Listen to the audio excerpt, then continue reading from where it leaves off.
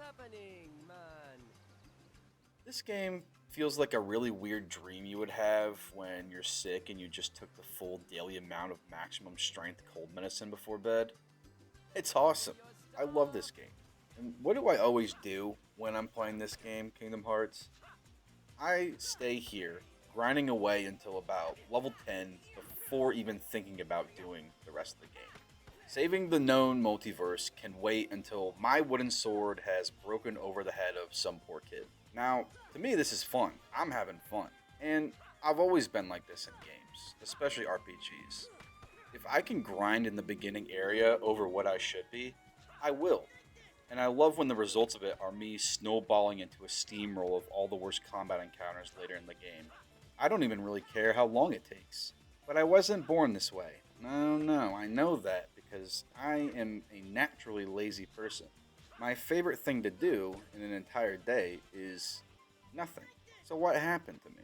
Well, I think the answer is as simple as looking at my favorite games as a kid. RuneScape and a variety of other Korean MMORPGs.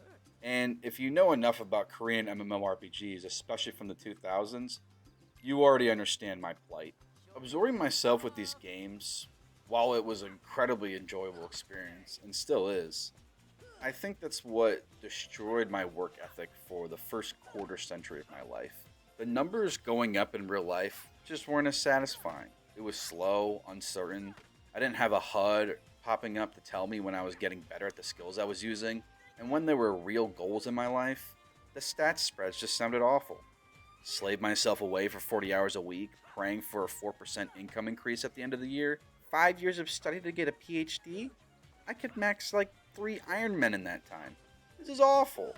Take me back to the land of make believe, where I'm the hero of the whole realm for clicking the same button 1 billion times. And that took half the time. Now, if you are like me, you might be in a place where this is affecting you too. I don't like to promise a solution because the road away from the world of dopamine rushes and not so instant gratifications is a very long one. But I want to give you two. I want to tell you about what almost worked and what finally did work, for me at least. The first thing I tried was looking at life like a video game. I've seen this work for people.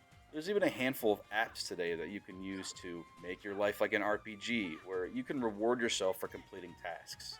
Looking at those apps from the outside as a non gamer is probably a very sobering and scary experience, I imagine. But it can't hurt to give them a try. It might sound embarrassing to have to correlate actual reality to pixels and code to keep you on a path of hard work, but all that matters is that you are succeeding and improving in the ways that you want in your real life. It doesn't matter if the process seems silly to others. It doesn't matter how you got there. They can gawk at your success later. Now, that approach didn't completely work for me. That doesn't mean you should try it if you think it might help you out. What did work for me was a great divorce of sorts in my mind between how I approach my hobbies and how I approach my work. Of course, video games are going to make you the hero of the realm for clicking a button a billion times. Some games do it after like 10 times. They're selling you on a fantasy.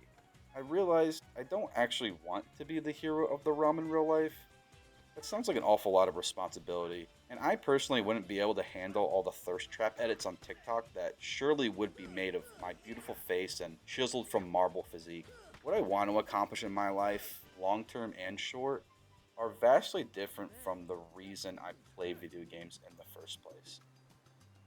Both of those things give me completely different experiences.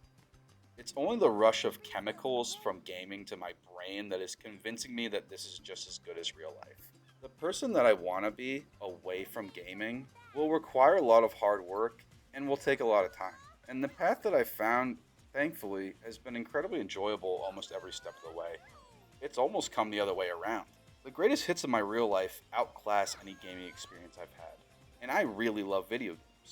That realization is the encouragement to keep taking steps in the direction of my personal goals.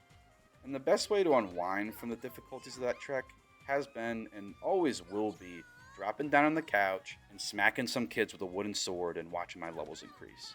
So, is my advice is what changed me just make your life better than games? I guess. If you feel like that's too difficult or outright unreachable, I understand. I've told you my solution, but I can't point to one exact day where it all clicked for me.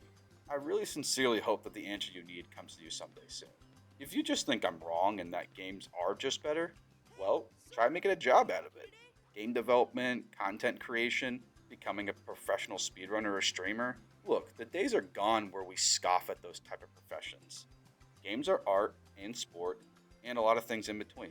It's not going to be easy, but I assure you, if you really love gaming and have played a bunch of them, you have something to offer to the gaming community. Sorry, I wasn't trying to soapbox too long on solutions. I just wanted to offer you some since I brought up the whole problem to begin with. I hope some of it was what you were looking for and you find the right balance. As for me, I'll be here on Destiny Islands for a while, letting the dopamine hit my broken brain. And when I'm bored, I'll do something else or go somewhere else. Maybe I'll see you there.